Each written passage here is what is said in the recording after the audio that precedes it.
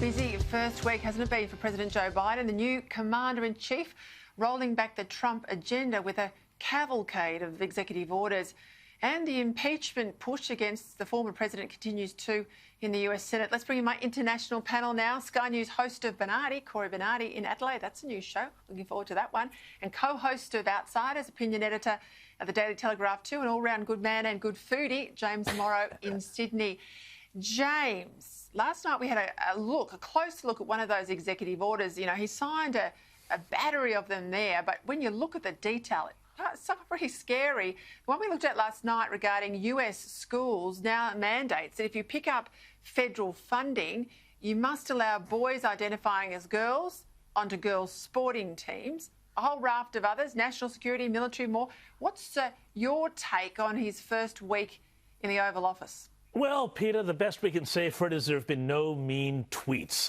But that's pretty much as far as I would go in giving Biden any credit. You know, we've had 31 executive orders come out in the first few hours, essentially, of this administration from a guy who back in October said that executive orders were no way to govern. But these orders cover all sorts of things. You mentioned the schools, and basically the implication of this is this going to be the end of the death of women and girls sports in high schools and colleges around the United States? So that's a big problem. But also the Keystone Pipeline gone, thousands of workers out of their employment that had, and also a big blow to American energy independence, North American energy independence.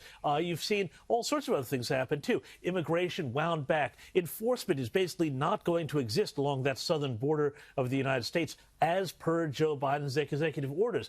Meanwhile, you've got Jen Psaki, the spokeswoman for the White House now, who's all very politically correct. And when she was asked about stock market gyrations today, said, well, can I remind you that we've got the first female Treasury Secretary now? And you've got at the same time Taiwan being buzzed by Chinese jets. So I'm not particularly optimistic that the Biden administration has a complete and full handle on what's going on right now, Peta. You are so right to remind me about that pipeline. I've got some very good political mates in Canada. It's a huge issue in Canada, obviously. I'm going to reach out to them and see if I can't get them on next week to talk a little bit more about what it means, particularly for US and Canadian finances and energy security. Corey, let's look at the impeachment effort, the second time round from the Democrats. It looks as though it's dead in the water. There won't be enough Republican votes in the Senate to convict him.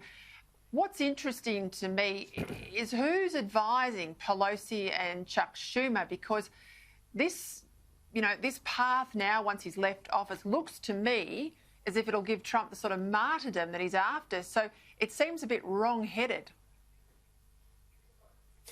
Yes, it is wrong-headed, and it's a stubbornness because they wanted to discredit Donald Trump and hound him out of office so he could never return. And I really think the Democrats' agenda was to hope that Trump would start his own political party, because then that would divide the Republican Party, it would divide the Republican vote, and because of the winner-takes-all strategy that they have in America, it would ensure Democratic rule forever, just in case they can't fix it through the legislative system.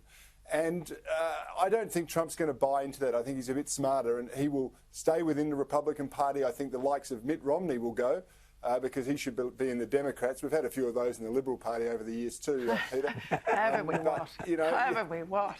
They've just got to go, and I think that's the opportunity for Trump. He can continue to be involved in politics. The 80-odd million people that voted for him can make a difference through the primary process, and that would be the Democrats' worst nightmare. I've met John Kerry a few times when I worked in the government. I'll be gracious and say not much more than that, but he's reappeared as the climate envoy for Joe Biden's administration at this virtual UN summit.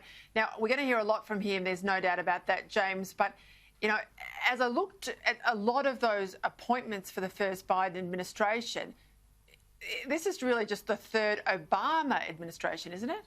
Well, yeah, there's so many retreads. I mean, not just John Kerry, but lots of people all the way down the line. Lots of people who've been cooling their heels around Washington, around that swamp that Donald Trump talked about for the last 4 years, have now basically been rebooted. And not only have they been rebooted, but also all of their failed policies. So we're seeing things, you talk about John Kerry. Well, this is a guy who said, you could never make peace in the Middle East without the Palestinians. And, of course, Donald Trump went and did that. Now they're working to essentially divide the Middle East again and once again empower Iran. You know, that's just one aspect. But I really do worry that what they're doing right now is going to make America a less effective nation and the world a more dangerous place. Corey, how about this today from Jacinda Ardern's Trade Minister, who suggested Australia, well, that we've mishandled our relationship with China, saying relations would be better off if we kowtowed to Beijing. We have free and frank discussions with them, and I guess that honesty and frankness is something that China appreciates. We certainly do from our side. Look, I can't speak for Australia and the way it runs its diplomatic relationships, but clearly, if they were to, follow us and show respect, I guess a little more diplomacy from time to time and be cautious with wording, then they too hopefully could be in a similar situation. God, Corey, it sticks in my craw to have New Zealanders tell us that we need to show respect to China. Well, what does that look like? Well, it means supplicating yourself at the feet of the Chinese emperor. And that's exactly what New Zealand have done. Of course, they've enacted basically a lot of Chinese policies, bigger taxes, less freedoms, this cult of Jacinda Ardernism over there. And I tell you what, I don't want any lectures from them. We get lectures from them when we send their criminals back to them. I mean, they just complain all the time about we send their citizens back to them who break our laws. And they say we shouldn't be able to do that and we've just got to keep supplementing them on their welfare.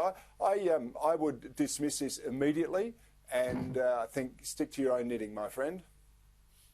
Yes, and I do agree. They whinge, don't they, when they're here? They're not Australian citizens, but they want all the Australian welfare.